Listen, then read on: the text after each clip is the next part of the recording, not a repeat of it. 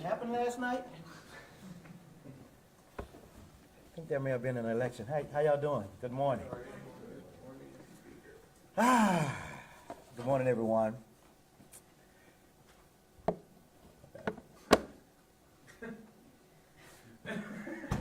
You done? Good morning, everyone. 2 years ago, after winning back the House majority, we set out to do something bold. Build an enduring Democratic majority in Virginia. Not a one-cycle win, not a lucky year, a governing coalition built to last, a mandate. And last night, we delivered. House Democrats picked up at least 13 seats. Our majority now stands at a historic, unbelievable 64 seats. Trump won last year with about 50% of the vote, maybe a little less, and he claimed that was a mandate. This is what a mandate looks like. We even ran ahead of the top of the ticket in a number of seats, demonstrating the strength of our campaigns. This is the largest Democratic majority we've won in more than 3 decades, 1987. Half my caucus wasn't born then. This is the first time in a half-century that Democrats expanded our majority. First time we've won back-to-back majorities in 3 decades. We won 5 Trump districts, and we won all 8 seats that Kamala Harris won last year. We ran candidates in all 100 districts and competed everywhere, rural, urban, suburban, and we won everywhere. And this slate of candidates is exciting. We recruited diverse candidates who are deeply rooted in their communities. Teachers, veterans, caregivers, small business owners, accountants, doctors, social workers, people from the community. We rejected the outdated assumptions about who can win a frontline battleground district and shattered old, outdated stereotypes. And we ran minorities and women in a majority of our frontline battleground districts. But we didn't just run against something. We ran for something. We ran to build a winning coalition focused on delivering bold policy for Virginians, strengthening schools, creating jobs, expanding access to health care, lowering costs, and putting money back in people's pockets. And we made protecting fundamental rights central to our work, from reproductive freedom to marriage equality to the right to vote to protecting democracy itself. And we did not shy away from telling the truth. Virginia Republicans were too terrified to stand up to Donald Trump. We told that story over and over and over again. And voters heard us. Voters saw them running away, cowering in the face of Donald Trump's destruction of Virginia's jobs. And because of that, Virginia sent a message to the entire nation, to the entire world. House Democrats and Abigail Spanberger have shown the country a roadmap to victory. I'm so proud of this work, and I'm so grateful.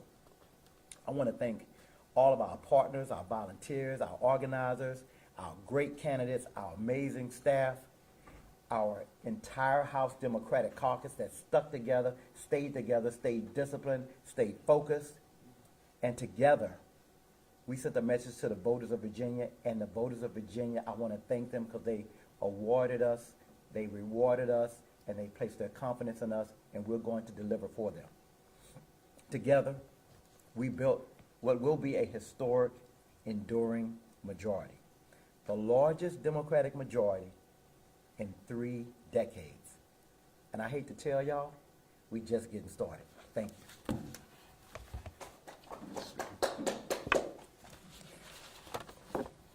Thanks, Mr. Speaker, and this is what happens when the Army and Navy get together, but beat Navy, Mr. Speaker. The Army knows this place, buddy. That's right, that's right. I'm so humbled to have served as campaigns chair for the House Democratic Caucus.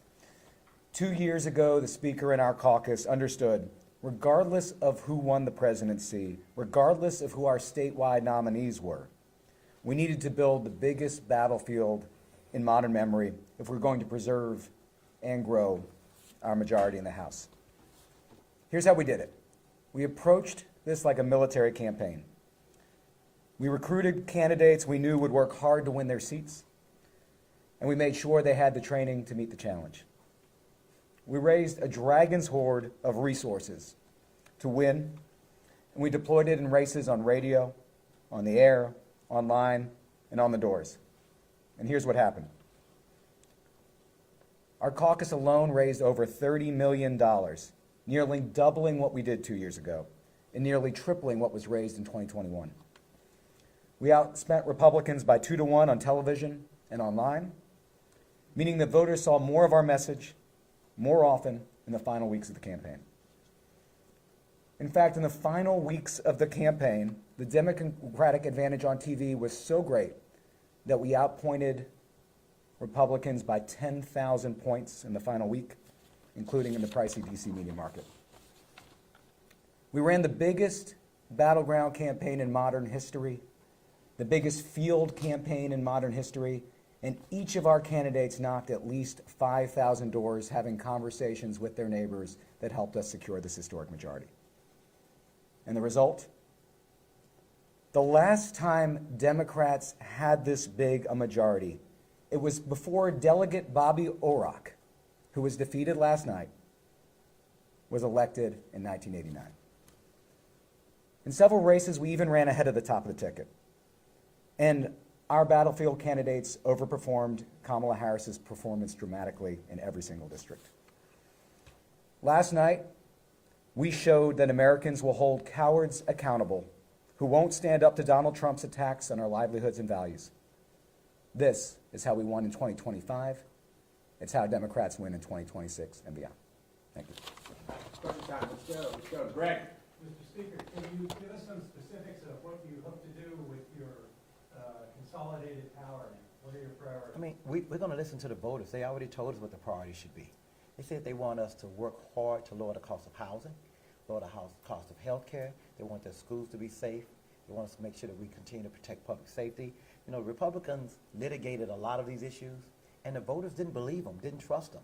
And the biggest thing we did with these new members that are coming in, is these were people from the community. Like I said, they were veterans, they were teachers, they were social workers. They were trusted by their communities. We have a pediatrician coming in. You know, doctor will be in the house. And so we have folks that cross the gamut and across the spectrum, and we have literally a Democratic coalition that I think that will continue to be attractive to independents and some Republicans. We couldn't have got a majority this big if Republicans didn't vote for Democrats last night. Republicans came over to our point of view last night, and they rejected the chaos and confusion, not only coming from the White House, but what's coming from the Virginia GOP, where they will not stand up to Donald Trump. Olivia. You talked about this being a roadmap for other states next year. I'm wondering about how Virginia may have a unique circumstances with the federal layoffs uniquely impacting our state, and what you can say about that impacting districts and if the circumstances will be the same in other states as time goes on. I mean, I think history tells us that when Virginia does what we did tonight, it doesn't look good for 26 for Republicans. And I think, you know, these circumstances around inflation going up. Remember, Donald Trump said on day one that he would lower the price of things. He would lower the price of goods. He'd lower inflation. Everything has gone up. Housing, child care, groceries, beef. He has these dumb tariffs, what he calls low IQ tariffs, that he has all over the place that are hurting people. And I think that pain, we saw the canary in the coal mine before this happened.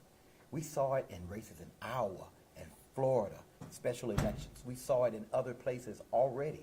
And we knew that if we continued to communicate what we thought we would communicate, I mean, nobody thought we'd get 64 damn seats, but, you know, I had 55 as my floor, but I think this message will travel unless the Republicans course correct. Like, it's really not good to be running the MAGA playbook when MAGA ain't on the ballot. You on your own. And what they learned last night is Trump will not come to their rescue. He watched them out there just flailing about and didn't come through. He had a teleconference call rally where he didn't even mention Winsome Sears' name. You can't make this stuff up. You can't make it up. And so I think he abandoned them, just like he's abandoned American values by tearing down the White House and going down during the Gilded Age at Mar-a-Lago. And I think people don't like it. I think people are angry, and I think you're going to continue to see that be expressed. Julie. And you want to jump in?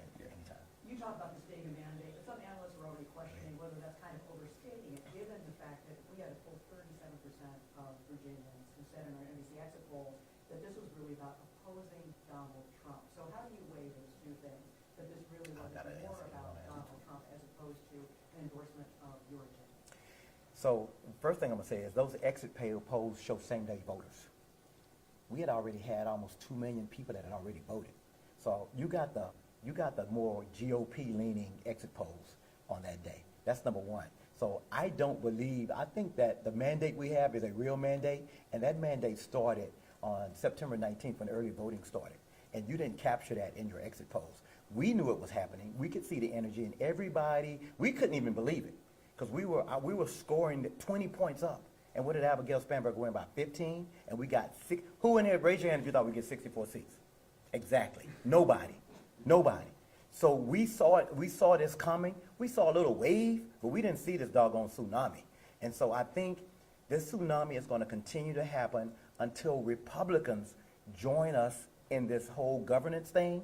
Like until Republicans decide to stand up to Donald Trump and to MAGA extremism, this will continue to happen.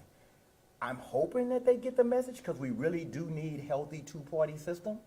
But if they don't, this is the message. They can expect this to happen to them again and again and again. They should have seen it coming. We did. They lost Iowa.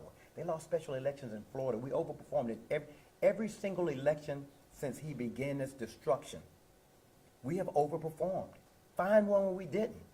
And so now, this is the beginning of what I believe is the tipping point. And Republicans have an opportunity, I think, to join us in governing, to be responsible. I said, it ain't good to be MAGA when MAGA ain't on the ballot. Folks want you to be responsible. And I think the Republicans have an opportunity to do that. And Julie, I'll just add real quick. If you want to look around Virginia, look at the Lily Franklin race. Wow. Right? This was a Trump district. Look at the Dr. Mark Downey race. Like, these are districts that aren't just about the government shutdown. They aren't just about what's happening in Washington. These are districts that have embraced a positive vision of how we focus on kitchen table issues, from what it costs to go to the grocery store to making sure our kids have an excellent education. And they voted resoundingly for candidates who came from those communities, reflected their values, and not only presented a stark contrast to Donald Trump, but stood for the things that the community's asking for.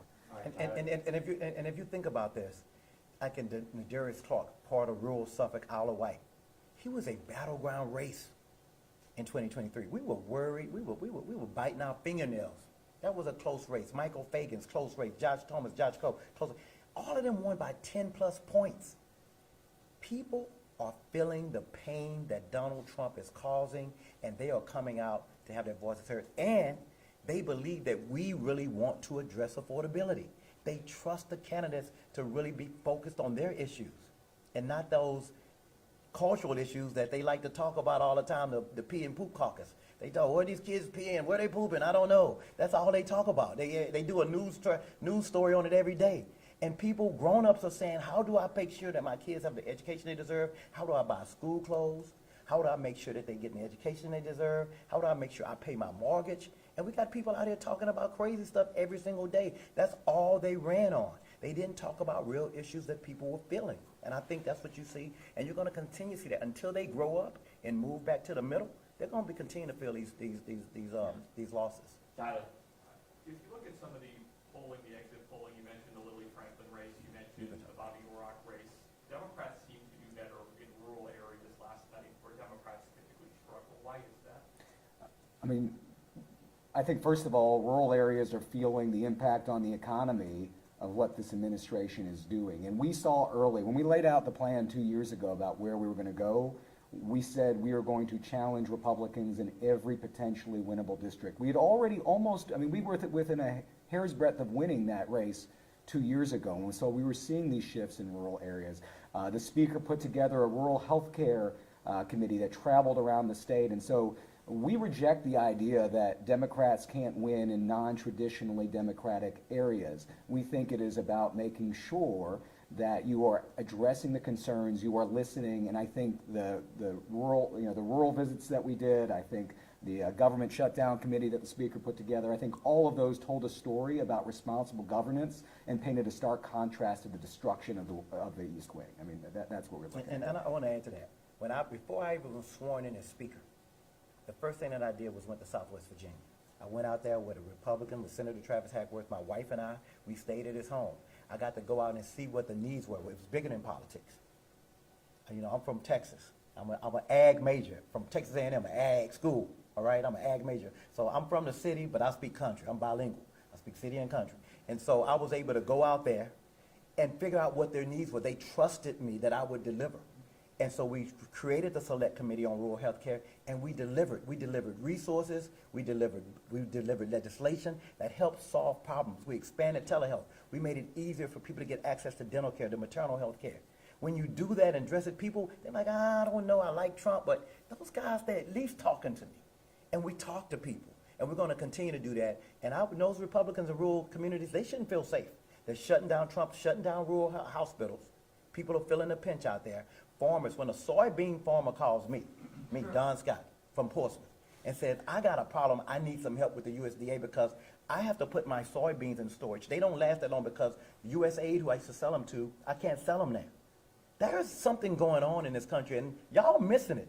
If you're not paying attention, rural communities are feeling the pain too, and they're going to start holding somebody accountable. They like Trump. They might not get rid of him, but they're going to get rid of all these other jokers, and that's what they did. That's what they began to show us last night. All right, thank you guys, thank you so much. Oh, no, I want a question from Nick Minot, because he's going to ask a bathroom question. Go ahead. What about these kids using the bathroom? I actually don't have a question on that. Can you talk about the Northern Virginia seats that you flipped? You have the Western Loudoun, Fauquier County seat where Delegate Higgins serves right now, Ian Lovejoy's seat in Prince William County. What was the day there in your view? Yeah, I think very clearly you had candidates, Republican candidates who were participant or at least cheering on the January 6th insurrection. I think as voters understood what happened and the role that their elected representatives played and saw that in conjunction with what's happening in Washington right this second, these districts filled with the folks who make the federal government work said, we don't want any more of that.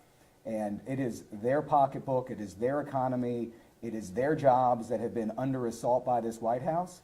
And I think they saw folks like John McAuliffe, who had served in the Department of Agriculture. I think they saw folks like Stacey Carroll, who helped make sure that we tick and tie the numbers in the federal government. I think they looked at that, saw that, and said, that's what we want, not the other piece.